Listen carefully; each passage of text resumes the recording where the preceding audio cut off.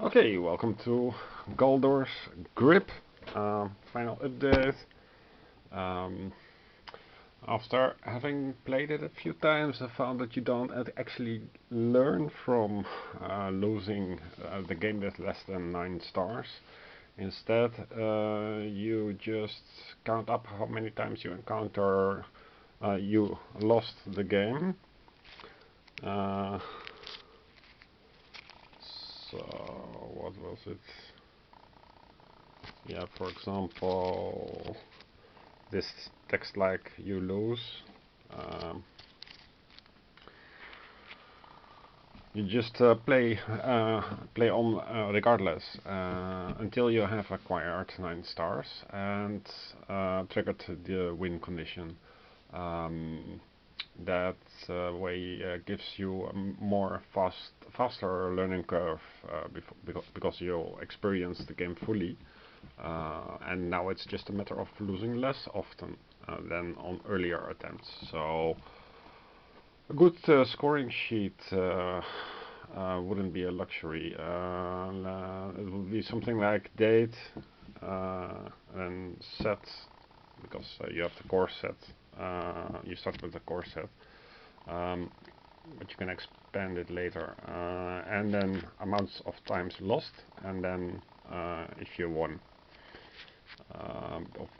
Or just lost or won. So after 5 wins, you can shuffle the 3 expansions, take out one random card, these expansions like nomadic, uh, notorious, and notional. So you use them only, you shuffle everything together and then swap out one random card from the new cards and one deck, one card from the non-core essential cards, so the non-jigsaw cards. And repeat this process. So after 3 wins, uh, you do this again. Keep repeating. So your game deck changes gradually as long as you keep winning, and uh, yeah, you get to learn the current configuration of the cards. Um, yeah, so the mechanics is something important to note is that while this is just a deck, in practice you're actually filling out, right? To look for certain adjacency cards. So adjacent should have been in the rulebook. So for example, there is a card that gives you bonus stars if they are in consecutive increments, and so that's also a sign that at any moment in time you can just look at what the face-up cards are, and so if there is a doom card here saying you lose, you can plan ahead and uh, make it skip, it doesn't occur. You don't have to handle it because it is not on the top before it reaches the top. So for example here, this thing, if this side was active you lose, what you what I think is a valid strategy.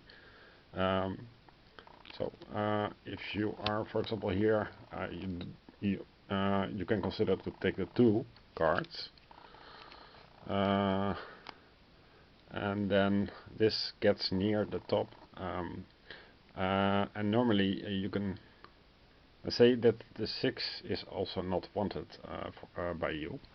Then you can rotate the card, but then it becomes a 1, and that would still make this card trigger, hence losing you the game. But what you can do that's also in the rules, is you can also take the value of the second card, like so. So you can save for the front card whatever is taken with it to the back is the amount of cards written on the second card. So that way, with this combination, you can always make the loose card go away. But it trickles down, so if you have to take into account what is, so for example for this one, you don't want, for example, to trigger this 2. Oh yeah, you can use this too, but say that it was like so, then you want to avoid that this triggers. So that's a bit of the idea. The purple things don't have to be grown together, just put them under cards that can take care of it. So that is, I think, a good strategy. There is also this card that is put into the deck at random. That needs a better description in the rulebook. I don't know where it is. I would say roughly in the middle, as go to, yeah. So this card, the Frenzied Flame, you just put it blindly into the middle, somewhere in the middle. It doesn't have to be perfect. That is, I think, the go-to approach. Otherwise, you can just control. There isn't really a random mechanism in the game. Yeah, and for those have 3 6s, you can work towards it. So, for example, this card, exactly 3 6s. It only has to work at the end of the game. And there is a card that has a 6. I do have a 6 here. So you have to time that that it becomes a 6. These purple cards actually are useful because they count towards the stars. So this, I lost 2 times last night in the bed. So let's count up how many stars I have. So that's 1 star, 2 star, 3 star. So it's 3 stars, right? But you also have, yeah, it was like so. You also have these bonus things. So it was 3, right? Let's see. Does it contain 3 or more adjacent cards in ascending or descending order? Well, we saw that. Gain 1 star. So it's bonus 3 plus 1. That contains exactly 3 6s. So that's 3 plus 3. This card has the same value as an adjacent card. Gain a star. Yes, it has. So, adjacent while fanning, right? So it's 3 plus 4, and the sum of next 2 cards in the deck is 7. That isn't, because it's 5. Let's see. Same value as an adjacent card. No. So what was 3 plus 4? Same value as adjacent cards. Yes. So it's 3 plus 5.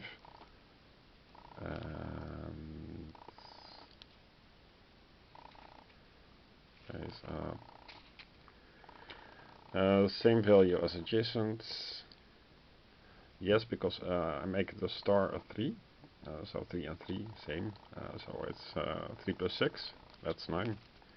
The 9 3 points when you have this. It's 3 plus 6, so 3 direct and 6 bonuses. That's how you can win this game. I took extra care to shuffle this very well. So I think if you want a good configuration, there's quite a lot of different sequences. Of course, there are 18 cards.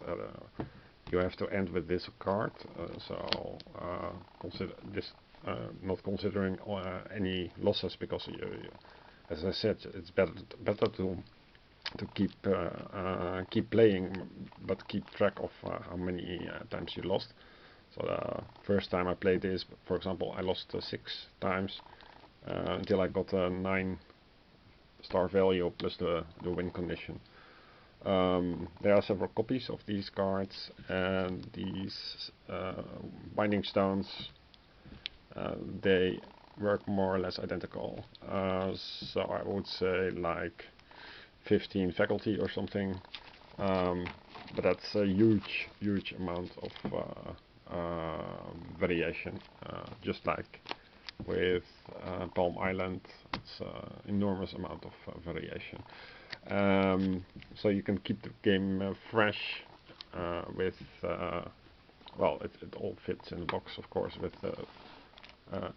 well, 3 times 6 is 18 fresh cards, and because you enrich your current deck with new cards every third time, then you get to know the cards. Yeah, so that's if you like the game. It has some meditative purposes. You can play it in bed just before sleeping. It's better than screen time. And that's all I have to say for Galdor's Grip. Okay, bye.